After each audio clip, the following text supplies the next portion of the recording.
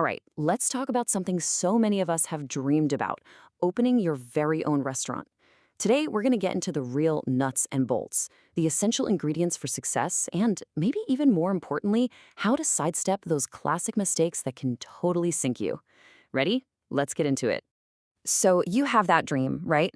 You can probably already hear the sizzle from the kitchen, feel the buzz of a full dining room, and just imagine that amazing feeling of seeing your name, your vision right up there on the sign. It's a huge dream, and believe me, you are definitely not the only one who has it. But hang on, before you go scouting locations or even picking out chef's knives, just pause. Seriously. Because getting from that amazing dream to a business that actually thrives, well, that takes a whole lot more than just passion and a great family recipe. And this, right here, this really lays it all out. On one side, you've got the dream. You know, the creativity, the passion, building a little community. It's beautiful. And then there's the reality. The costs, the logistics, the risk, it can look pretty scary.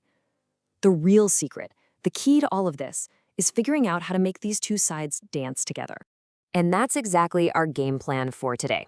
We're going to start with that dream versus reality check, then build out your core foundation.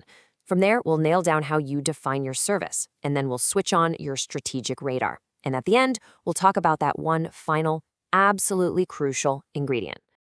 So let's start at the beginning, the core foundation. I want you to think of this section as the actual blueprint for your restaurant. If you get this stuff right, you're building on solid ground. It is completely non-negotiable. First up, the big one, money. And wow, the range for startup costs is just mind-blowing. I mean, you could potentially get a food truck up and running for maybe 10,000 euros. But then you look at the other end of the scale, a high-end gourmet spot like Per Se in New York, it costs a reported $11 million just to open its doors. It just goes to show you how much your concept dictates your budget. So how do you get a grip on all that? Just follow these 4 steps. 1. Be brutally honest about what your concept actually costs. 2. List everything. I mean everything. Rent, permits, forks, you name it. 3. And this is a big one. Build yourself a safety net, a financial reserve, because things will go wrong. And 4. Actively hunt for those sneaky hidden costs like insurance and marketing that always pop up. All right, now for the fun part, your concept. This is way more than just, I'm going to sell tacos. Your concept is your North Star. It's like a magic compass that guides every single choice you have to make, from the music you play to the city you're in. So what's a great concept look like today? Well, it could be something eco-responsible, like the restaurant Leon. Or it could be totally out there and innovative, like Spyce in Boston, that had a robotic kitchen doing the cooking. But here's the best piece of advice on this slide. Before you bet your life savings, test your idea. Do a pop-up, get a food truck for a summer, see if people actually love it first. And that leads us to maybe the most important relationship in this whole business. Your concept and your location, they have to be in crazy love. They have to be a perfect, undeniable match. You could have the most brilliant idea ever, but if you put it in the wrong spot, it's just destined for failure.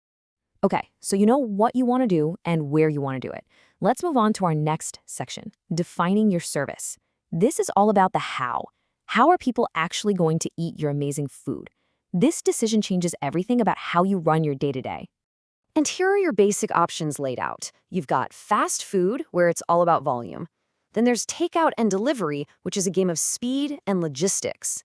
A food truck gives you freedom to move, but comes with its own set of rules. And of course, there's traditional table service, which offers that premium experience, but also requires the biggest investment in staff and space. All right, once you've picked your model, it's time to turn on your strategic radar.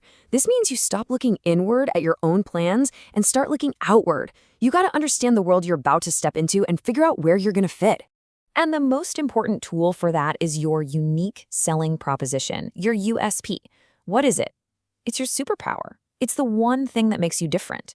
It's the answer to the question, why should I come here instead of one of the other 10 places on this block? So what can that superpower be? Well, look at Chipotle. Their superpower is all about the quality of their ingredients. That's what makes them stand out. Or you could have a place like Safe House, a spy-themed restaurant. There, the superpower is the crazy, unique experience itself. Not sure if your superpower is clear enough? Try this. It's a great little test.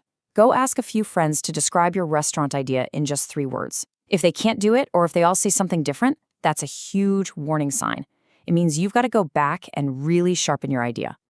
Now, having a good radar also means knowing where the traps are. Let's just call these out because they are absolute dream killers. Number 1, underestimating how much money you really need. 2, picking a location that just doesn't vibe with your concept. And 3, ignoring all the permits and regulations until it's too late. Avoid these 3 and you're already doing better than most. Which brings us to our last section, the final ingredient. We've covered the money, the ideas, the strategy, but what's the secret sauce that brings it all together? What's the real recipe for success? Well, it starts here. 50% of it is passion. It's that dream we talked about. It's the fire, the love for it all. Because without that, you'll never survive the tough days. And trust me, there will be tough days. But passion isn't enough. It just isn't. The other 50% is logistics. It's the boring stuff, the spreadsheets, the planning, the strategy. It's the hard-headed pragmatism that turns a beautiful dream into a sustainable business. Real success only happens when you have both. So, as you go forward, hold on tight to that passion, but make sure you've armed yourself with a bulletproof plan. And if things get tough, just remember this. Even giants like Gordon Ramsay failed a few times before they made it big. Failure is just part of the process. The only real question is, what are you going to create?